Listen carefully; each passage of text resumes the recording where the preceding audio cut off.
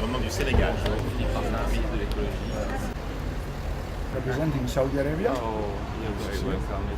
Nice to see you also. Content de vous voir. Content de vous voir. Thank you for inviting us here. Good. Minister. How are you? Pleasure meeting you.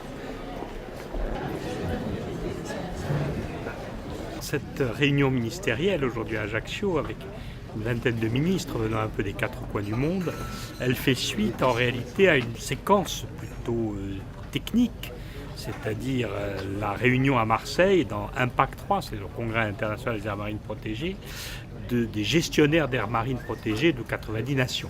Il en est ressorti un certain nombre d'idées et aujourd'hui, plus spécialement à Ajaccio, ce sont les ministres qui sont là, à un niveau donc plus élevé, et sous l'égide de Philippe Martin, ministre de l'écologie à France, eh bien, ils ont réussi à s'accorder sur un message ministériel qui comporte des points importants. C'est une première.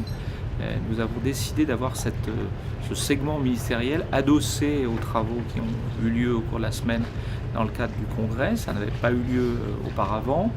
Et on en voit tout l'intérêt, d'abord parce que le sommet ministériel d'Ajaccio est une vraie réussite, que cela a permis de mobiliser les gens et d'aboutir à une déclaration commune appelée le message d'Ajaccio, dans lequel toute une série de choses sont réaffirmées, et notamment la principale, c'est que nous souhaitons parvenir à l'objectif Aichi 11, qui est que 10% des aires marines protégées puissent exister à l'horizon de 2020. Il nous faut aujourd'hui une synergie d'ensemble.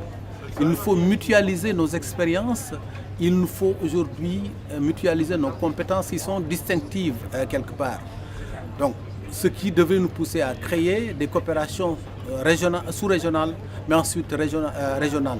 Avec cette idée d'un réseau, nous avons dit à Marseille, nous avons amené ce message à Ajaccio, qu'effectivement il y a moins de 33% d'aires marines protégées autour de la planète, mais il faut créer un réseau pour renforcer cette collaboration, pour échanger des idées et pour aller plus vite. Il y a la volonté aussi d'aboutir à un protocole du traité de la mer pour effectivement mieux protéger la biodiversité en haute mer. Et puis il y a eu toute une série d'engagements qui ont été affichés. Saudi Arabia have announced several protected areas in the sea, and we are about to announce sometime early next year the biggest protected area in Saudi Arabia. L'Espagne, par exemple, a annoncé qu'elle allait étendre son réseau d'aires marines protégées jusqu'à 8% de sa zone économique exclusive dans un délai assez bref. Les Seychelles ont parlé d'échanger leurs dettes contre un fonds fiduciaire pour les aires marines protégées et puis créer 30% d'aires marines protégées sur leur zone économique exclusive.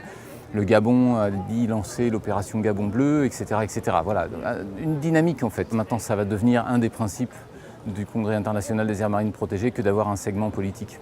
Un bilan tout à fait important en matière d'engagement, en matière de financement, en matière de mise en œuvre de réseaux. Bref, une place plus grande à la biodiversité marine.